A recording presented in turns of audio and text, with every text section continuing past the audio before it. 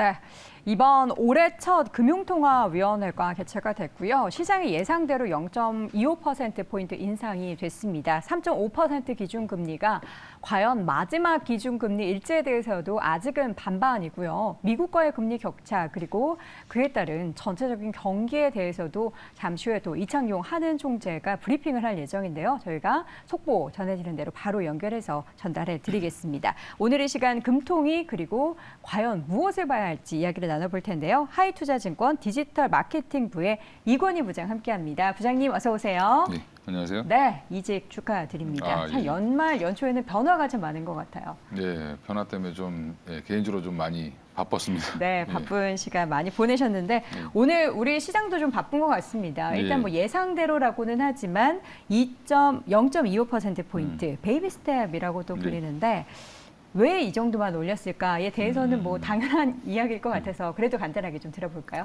일단 뭐 미국과의 금리 차이, 미국도 이제 2월 FOMC가 얼마 안 남았기 때문에 그때 또 다시 한번 0.25%로 올린다는 확률이 지금 거의 93%까지 올라와 있는 상황이기 때문에 아마 이 부분도 고려를 했다라고 보시면 될 것 같고요. 예. 그래서 지금 뭐 금리 차이를 좀 유지하는 방법으로 가고 있다라고 생각하면 될 것 같습니다. 네, 관련해서 추후에 또 우리 이권희 차장님과 부장님과 이야기 나눠보겠고요. 지금 현장에 나가 있는 이창용 한은 총재가 과연 또 어떠한 이야기가 나오고 있는지 정책 방향 바로 화면으로 만나보도록 하겠습니다. 예, 우선 새해 모두 건강 건승하십시오. 예, 오늘 금융통화위원회는 한국은행 기준금리를 3.25%에서 3.50%로 25bp 인상하여 통화정책을 운영하기로 결정하였습니다. 먼저 국내외 금융경제 여건을 설명드린 후에 오늘 기준금리 결정 배경에 대해 상세히 말씀드리겠습니다. 우선 지난 11월 금융통화위원회 회의 이후 대외 여건의 변화를 살펴보면 세계 경제는 인플레이션이 국제유가 하락 등의 영향으로 둔화되기 시작하였으나 여전히 높은 수준을 유지하는 가운데 이에 대응한 주요국의 정책금리 인상이 이어지면서 경기 둔화가 지속되었습니다. 주요국별로 보면 미국은 소비를 중심으로 성장세가 약화되었으며 유로 지역은 소비와 투자 부진이 이어지면서 역성장 가능성이 높아졌습니다. 중국은 예상보다 빨리 방역 정책을 완화하였지만 코로나 확산세가 심화되면서 내수와 수출 모두 부진을 지속하였습니다. 국제금융시장에서는 미 연준이 12월 FOMC 정책금리 인상 속도를 조절하면서 미 달러화가 약세 흐름을 이어가는 등 주요 가격 변수의 변동성이 대체로 완화되었습니다. 국내 경기는 성장세 둔화를 지속하였습니다. 주요국과 IT 경기 부진이 심화되면서 수출이 큰 폭 감소하였고 경제활동 정상화 과정에서 크게 늘어났던 수요가 점차 둔화되고 금리 상승도 영향을 미치면서 소비 회복세가 약화되는 모습입니다. 앞으로 국내 경제는 성장세 둔화가 이어지면서 금년 성장률이 지난 12월 전망치 1.7%를 하회할 것으로 예상됩니다. 하반기 이후에는 중국과 IT 경기 회복 등으로 성장세가 점차 나아질 것으로 예상되지만 방역정책 완화 이후 중국 경제의 회복 속도와 주요국의 경기 둔화 정도에 관련한 전망의 불확실이 큰 상황입니다. 물가 상황을 보면 소비자 물가 상승률이 12월에도 5.0%의 높은 수준을 나타냈습니다. 석유류 가격의 오름세가 둔화되었지만 전기가스 요금의 인상의 영향이 지속되는 가운데 가공식품 가격 상승폭이 확대되었습니다. 근원 인플레이션은 12월에 4.1%로 소폭 하락하고 단기 기대 인플레이션은 3.8%로 둔화되었지만 그 수준은 여전히 높은 상황입니다. 앞으로 소비자 물가 상승률은 누적된 비용 상승 압력이 공공요금, 가공식품 가격 등에 반영되면서 1, 2월 중에는 5% 내외를 나타내다가 이후 점차 낮아지겠으며 연간으로는 11월 전망치 3.6%에 대체로 부합될 것으로 예상합니다. 다만 향후 물가 전망에는 국내외 경기 둔화 정도, 전기 가스 요금 등 공공요금 인상폭, 국제 유가 및 환율 움직임과 관련한 불확실성이 큰 것으로 판단됩니다. 국내 금융 외환시장에서는 정부와 한국은행의 시장 안정화 대책, 미 연준의 금리 인상 속도 조절 등에 힘입어 불안이 완화되는 모습입니다. 장기 시장 금리가 하락하고 회사채와 CP 스프레드가 상당폭 축소되었으며 원달러 환율은 1,200 원대 중반 수준으로 하락하였습니다.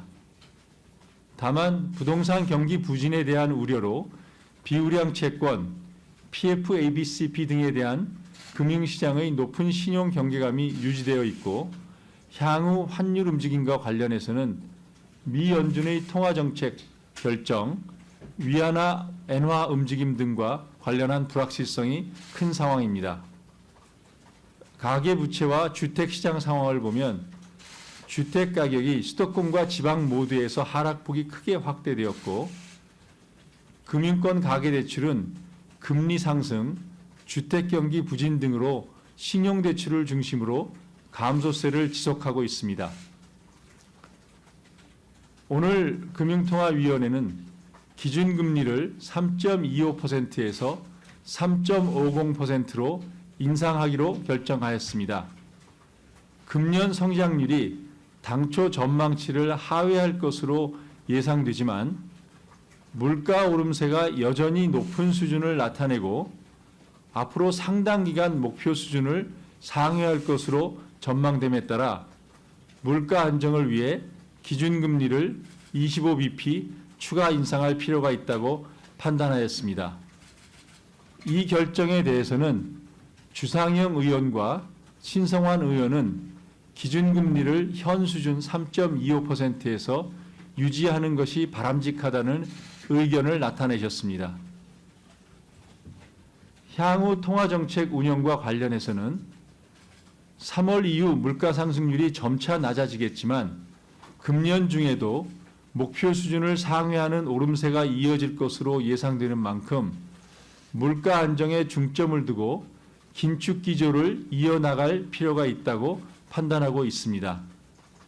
다만 성장의 하방 위험과 금융 안정 측면의 리스크, 그간의 금리 인상 파급 효과, 인플레이션 둔화 속도, 주요국의 통화 정책 변화 등을 면밀히 점검하면서 추가 인상 필요성을 판단해 나갈 것입니다. 이상으로 모두 발언을 마치겠습니다. 경청해 주셔서 감사드립니다. 네, 이창용 한은 총재의 브리핑 쭉 들어봤는데요. 올해 물가에 대한 전망을 평균 3.6%로 지금 현재 한 5% 정도 수준을 유지하고 있는데 그 정도로 전망을 했습니다. 기준금리에 대해서도 지금 3.5%에서 일단은 긴축 기조로 이어가겠다라는 발언을 한다면 우리가 추가적인 금리 인상에 대해서도 좀 대비를 해둬야 될 것 같네요. 일단 뭐 3.75까지도 지금 얘기가 나오곤 있는데 네. 지금 뭐 3.5에서 멈출지, 오늘도 3.25에서 멈춰야 된다는 위원들의 또 의견도 있었기 두 때문에 명이 있었다고 하죠. 이제 한 두 가지 요인으로 보시면 될 것 같습니다. 미국의 금리 인상이 어디까지 상당히 갈 거냐라는 것도 굉장히 중요할 것 같고요.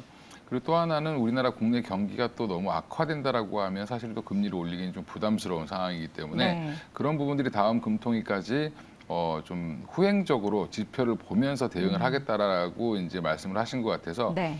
저는 이제 앞으로 이제 뭐 국내나 뭐 미국도 마찬가지고 이 통화 정책을 추구하는 당국에서는 사실 지표를 보고 대응할 수밖에 없는 상황이다. 지금 현재로서는 약간 그렇죠. 후행적으로 선행적이보다는 후행적으로 대응을 할 수밖에 없는 상황이기 때문에 향후 지표를 이제 열심히 볼 수밖에 없는 그런 상황이고 우리도 투자자들도 마찬가지로 그에 따라서 대응을 하셔야 될 것 같습니다. 네.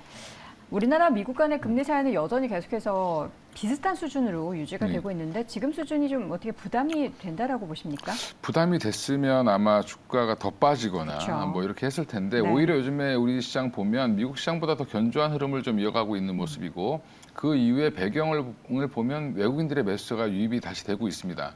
근데 그럼 외국인들이 또 왜 사냐라는 걸 보면 환율이 되게 좋아졌죠. 환율이 좋아졌다. 그럼 1,400원대, 1,300원대 들어왔던 외국인들은 지금 굉장히 환호를 하고 있을 겁니다. 근데 참 재밌는 게 그 1,400원대까지 올라갔을 때는 원화 환산했을 때 외국인들이 봤을 때 지수가 굉장히 낮아져 있다라는 이유로 또 샀었고요. 환율이 또 워낙 강세가 되면은 외국인 입장에서는 달러가 약세가 돼서 또 그 기조로 들어온다. 어쨌든 결론은 들어온다로 좀 비교를 해볼 수 있을 것 같아요. 근데 외국인들의 투자 패턴을 보면 환율이 이제 어떻게 보면 우리나라 입장에서 이제 원화가 가격이 떨어지는 거죠. 네. 이제 원화가 강세 현상이 나올 거라는 추세가 형성되면 계속 들어온다라고 보시면 되고요. 네. 그러면 앞으로 이제 미국의 이제 그 연말이나 작년 12월쯤에 많이 나왔던 의견들 보면 이 분석하는 분들이 앞으로 2023년은 아시아권, 이제 중국을 중심으로 한 아시아권에 대한 투자를 늘려야 된다는 분석들이 많이 나왔습니다.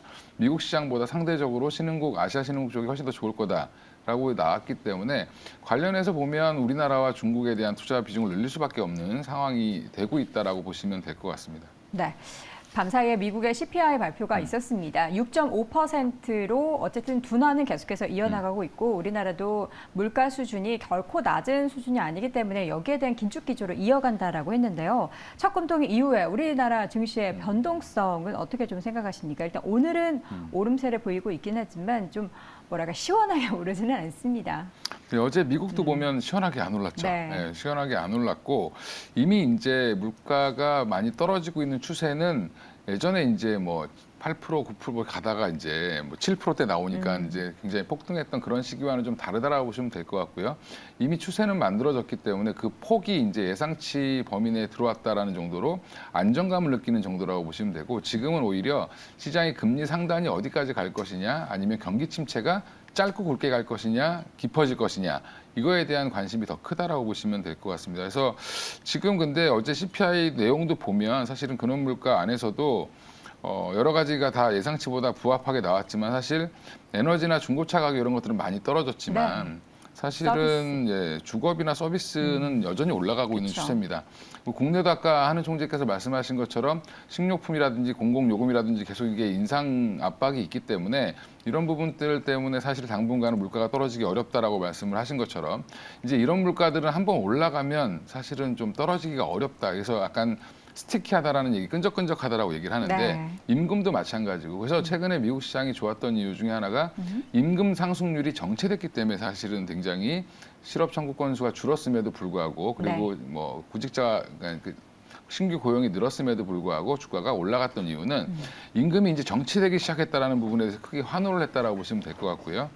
그래서 지금은 여전히 그런 우려는 좀 남아있기 때문에 향후에 이런 물가 상승 하락률은 점차 조금 둔화될 가능성은 높습니다.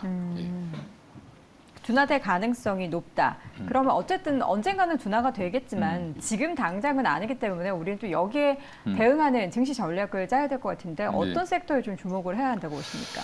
지금은 현재 뭐 낙폭과대 섹터들 중에서 주로 이제 성장 섹터들 오늘 보면 네이버, 카카오 이런 종목들이 굉장히 강한 흐름을 보이고 있고 NC소프트라든지 뭐 이런 종목들도 올라오고 있는데 또 하나의 트렌드는 공매도가 많았던 종목들 이런 종목들도 생각보다 외국인들이 매수를 하면서 쇼커버링이 나오는 그런 현상이 나오고 그렇죠. 있기 때문에 많이 떨어져 있던 대형주 중심의 지금 반등 장세가 지금 나오고 있습니다. 1월 효과는 중소형주다라고 이제 얘기를 했는데 사실은 그게 아니라 지금 대형주가 오히려 반등을 하고 있는 모습을 보이고 있기 때문에 오히려 이제 중대형주 중에서 낙폭이 컸던 종목들 그리고 외국인들의 이제 매수세가 뭐 한 이틀 이상 꾸준히 유입되는 종목들 중심으로 좀 보시면 단기 반등을 노리는 장은 충분히 나올 수 있고요. 이 쇼커버링은 항상 어떻게 보면은 그 베어마켓 랠리에서 그러니까 반등하는 국면에서는 항상 제일 큰 수익을 낼 수 있는 또 구간이다라고 보시면 되고 그래서 그쪽으로 좀 집중하시면 좋겠고 또 하나의 섹터는 결국엔 올해 하두는 중국과 중동인데 결국에는 이쪽에서 성장을 어떻게 이끌어줄 거냐라는 게 문제인데 지금 우리나라는 당장 뭐 중동 관련된 뉴스도 많이 나오지만 여기는 아직 MOU 단계죠 대부분. 그러니까 중국은 지금 당장 경기를 돌리려고 노력을 하고 있고 여러 부양책을 쓸 걸로 예상을 하고 있기 때문에 중국 관련된 종목들 특히 이제 중국에 진출을 많이 했던 기업들, 중국의 사업 비중이 높은 기업들에 대한 투자 비중을 좀 늘려야 되는 시기다라고 보고 있습니다. 네, 알겠습니다. 자, 이렇게 해서 오늘 금통위 결과 그리고 그에 따른 시장의 영향과 또 관련된 투자 전략까지 자세하게 들어봤습니다. 앞으로 하이투자증권을 또 이직하셔서 활발한 활동 기대하도록 하겠고요. 하이투자증권 디지털 마케팅부의 이권희 부장 함께했습니다. 부장님 고맙습니다. 네, 감사합니다.